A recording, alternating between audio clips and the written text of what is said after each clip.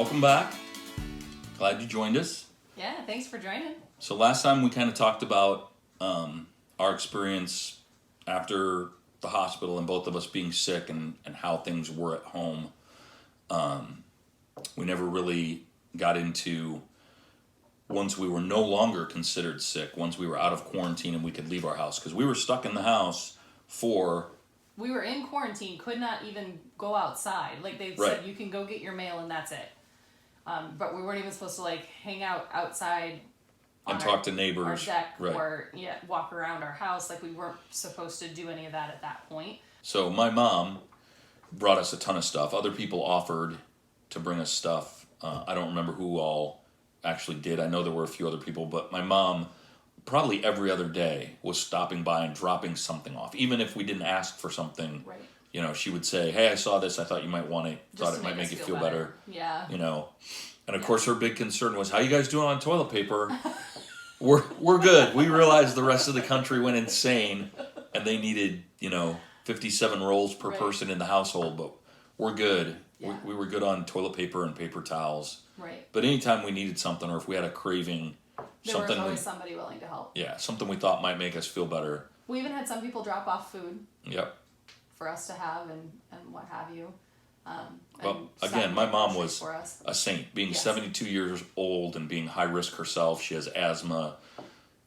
She was not slowing down. No, she came she would drop the stuff off and then text us or knock on the door. Yep. And then we'd wait till she left to go out and get it. Yep. And we have a window next to our front door, and I remember at one point standing and watching her come up, and then I just waved through the window, and she kind of gave me this very pouty face, and she was like, "Hi," and then she turned around and walked away. But it was rough, and I think part of the reason that it was rough, not only because we didn't feel good, but we're both so extroverted that it was hard not being able to be around other people at all. Well, and she was worried about me. I mean, they didn't. Again, this is the early stages. They didn't know. Right. I could go deeper down and get sicker and be on a respirator and, so she was really worried about me. And thankfully, we didn't have much snow. No, right. At that point, because it would have been hard on my mom had there been snow on the steps or on the driveway for her to walk up at our drives at a little bit of an incline. Yeah. And being that sick with an upper respiratory thing, there's no way I could have gone out and shoveled. No. So. No, it was good. As far as the weather and all of that, it worked out that we had people that were willing to help us and get us through the first 4 weeks, and then shortly after the 4 weeks when we were able to actually leave the house, the next day the very next day you were like, "I'm leaving." Yes, I didn't even need anything, and I'm like, I'm going to the grocery store. And I remember thinking, you don't need to go out just because you can. Yes I do. Yes I did. But you did. I had enough. I mean, I love our house, honey, and I love our home, and I love you, but I needed not to be in this place. Yeah, I remember that. So, but you went out and I think you went to the grocery store kind of thing and just picked up milk and bread and what have you, because we were starting to run low again. But then, at this point, 4 weeks now, after everything's kind of been shut down, they're still not planning on opening things back up, and so we're still not really sure what to do. Oh, and you know what else is funny? I just thought of this. So before I got the virus, I feel like 2 weeks before I got the virus, Lent started, didn't it? Could have been. Or was it the week before? Whatever. And Lent? Yeah. And I quit drinking. Oh yeah, that's right. And then I didn't, I didn't drink all the way through the virus. Right. And then it was even, I think Lent was over like a couple weeks after we got better. Right. Yeah. So. Yeah. And then couldn't really go out. No, right. To drink. Right. So then I went even longer. Yeah. And not that I was like suffering withdrawal or anything, but no. The social aspect, we were so used to that. Right. I just couldn't wait to go somewhere, to a bar, anywhere, and be with people. I feel like and it was couldn't. May before we had it, or was it even June? No, I think in May, because we went to Blackstone because one of the bartenders was her last. I don't think they could be open for people. It was only takeout until June. No, it was the end. I'm 99% sure it was the end of May because she'd graduated and she was moving to Arizona. I remember that, and it was shortly after stuff had opened, but I was thinking that stuff couldn't open until June 1st. But You could be right. you'd have to look that up. Yeah, COVID brain, I don't... Yes, COVID brain, 100%.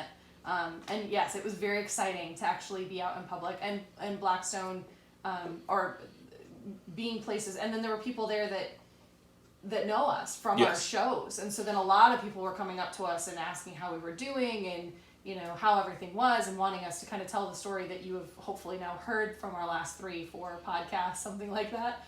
But everybody also was very nice. I mean, Yes. It's so good to see you guys up, and we're so glad, that you didn't have it worse, and we're sorry that you were sick, and Right. yes. Yeah. And I think we were just talking about this, about how you said less than half the population has had the virus.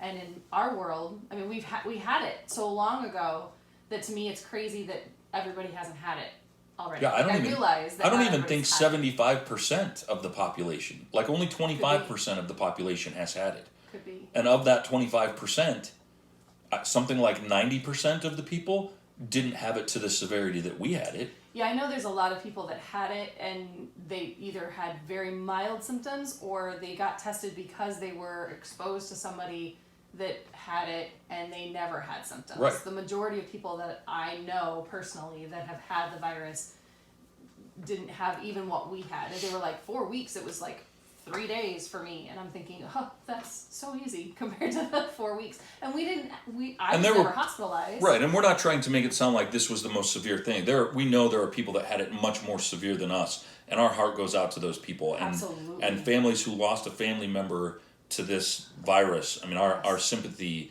is there for you. But there's so many people that have no idea what it's like. That's part of why we thought we would share, our experience from the very beginning and the different stages of it. Right. So at this point, we're no longer sick. We're not stuck in the house. We're able to go out and do stuff. Right. 4 weeks later, you're back into April now. Right. Okay. And it's getting nice out. Yeah. Yeah. And so at the same time that we're, trying to go to some of the places that we had done business, we went to Shakespeare's for something. I can't remember which. I feel like we went there for lunch or something. Yeah. We went to Herb and Lou's. Yeah. I feel like that was in April. Wasn't it? No. No, there's no way. It again is June, June or July. Yeah, we didn't go to Herb and Lou's until July for our anniversary. Yeah. But we wanted to go. As you can tell, though, that it kind of blurs together. Once you started feeling better, part of it is we had to completely come up with a new schedule because we didn't have our regular routine of having 6 shows a week and being gone every night. And yet we had expenses, and we had to kind of figure out how we were going to cover those. So you went and actually started working for Instacart. Yeah. So you were busy doing that. And you started also getting some other jobs and things too, I felt like. Yeah, I mean, I started trying to get back into doing some of the construction stuff, just little jobs here and there. The big thing was, in May, as it was nicer out, then we started trying to go on walks. Yeah. And walking around our neighborhood. It's about a mile. Right. And it was all I could do to do that. I mean, it just... there were times that she would get ahead of me, and I would just... Well, but I had gone without you several times first, just to go around that mile. But I remember the first couple times I went, I started, and I didn't get even a quarter of the way, and I thought there's no way, and I turned around and I came back home. Just walking around walking around our yard would wear me out. So it was definitely a long road of healing in that regard. And I still don't think that I'm back to where I was before the virus. Oh, I know I'm not. And I don't think I had the chest. I never had the broken glass feeling in my chest. I had coughing and just feeling miserable, but I don't feel like it affected my chest quite as much. But I also have been a singer forever. And so I know that I have more lung capacity than normal, and so I feel like, yes, it's not normal for me, but I also it doesn't affect me because I had large lung capacity up front. So even though it's less than what I'm used to, it's still more than what the average person has.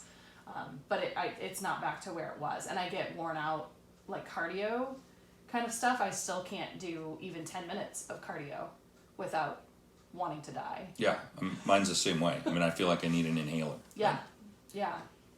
And, you know, again, we're 6 months out, and that's today that we're still feeling like that. And then we talked about COVID brain and the brain fog, and the stuff that I read for my dissertation from the time that we started feeling better until even up to today. There's times that I can't remember what I've read, what the topic was about, how it fit into what I'm doing with my dissertation, and I've had to reread my articles 2-3 times, even with my notes. Like, I'll go back and look at my notes and go, I don't have any recollection of reading that article at all. I've noticed I've had a big issue with remembering people's names. Yeah? Yeah. I never could remember people's names, so I'm sure that's even I was worse usually now. pretty good at it. You were, yeah. And then, yeah, I'm just like, I should know that. Well, and some people, it was even recognizing them. I mean, we just did that wedding a couple weeks ago. Right. And somebody that I have known for years, and she said hi to me.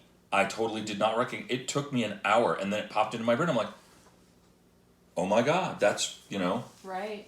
Yeah. So-and-so's sister. I mean, yes. Yeah, that's right.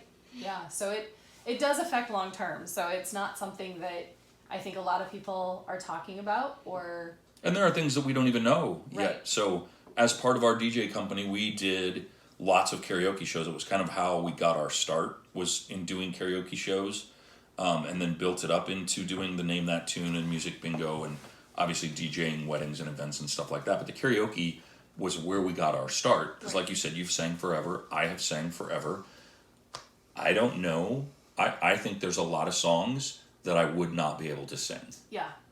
Yeah, I don't know how much I could do in my head voice. Yeah, I don't know. And we then- haven't even tried. And then I don't know, like I feel like I could probably do Johnny Cash. Right, I'm not sure about Josh Turner, because Josh Turner would hold some of those notes. sure. I don't know how long I could hold a note. Sure. I had somebody specifically message or post to one of my posts and say, you know, can you make a video of you singing this song? I'd really like to hear it at one point over the summer. I don't remember exactly when, but I do remember thinking, well, I got nothing else going on, and I miss karaoke, and we have the capability of doing it here in the house, so why not? So I did end up recording that one song, and it was all I could do to kind of get through the song, and to me it was horrible. Like I didn't have the breath control. I couldn't actually sing it the way it should be sung. Other people seem to still appreciate it, so hopefully it wasn't terrible out there. It might still be, but it was hard, and so it's definitely one of those that we're nervous about going back to karaoke and not being able to sing like we sang and enjoy it like we enjoyed it because of the virus. Not that the virus is keeping us from being out, but because of the physical side effects of it. Well, and the other big takeaway from this is, I mean, we've mentioned several times how we were doing 5, 6, 8 shows in a week, you know, in a wedding on the weekend, and my sons were working for us, and that went to 0. Yeah.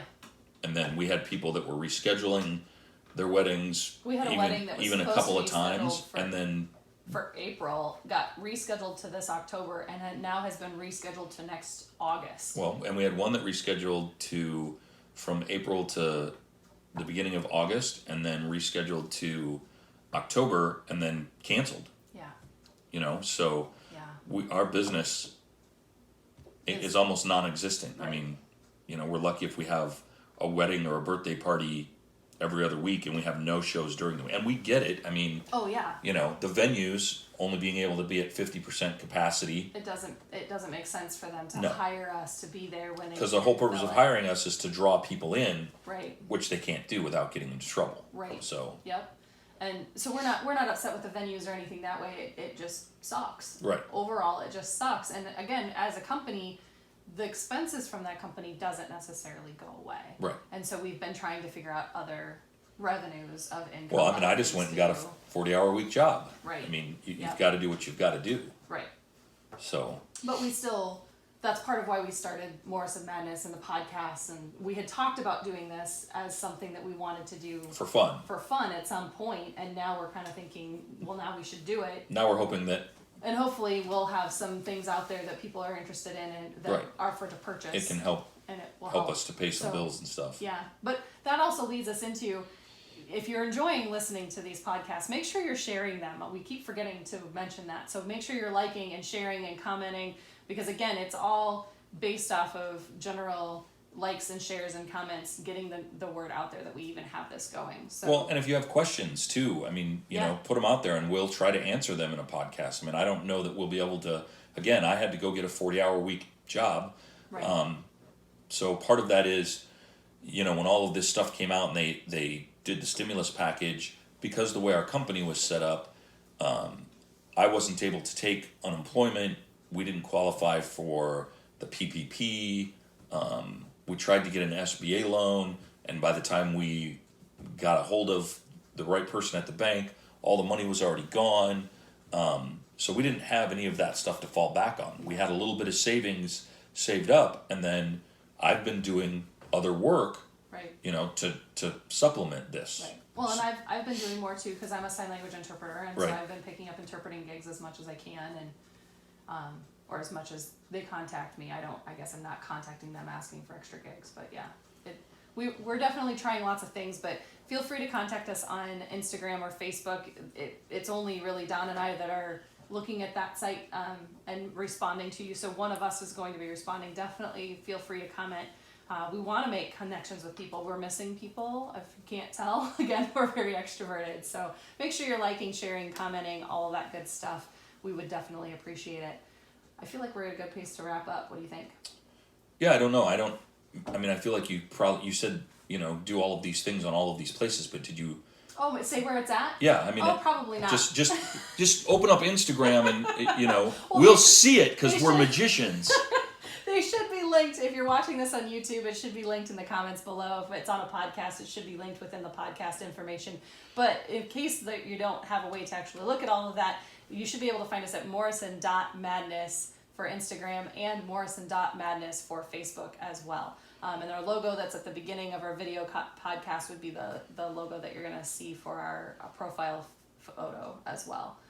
And if it's something much bigger, I mean, you want to email us, it's morrisonmadnessmoments Yes. at gmail.com. Yep, absolutely. So.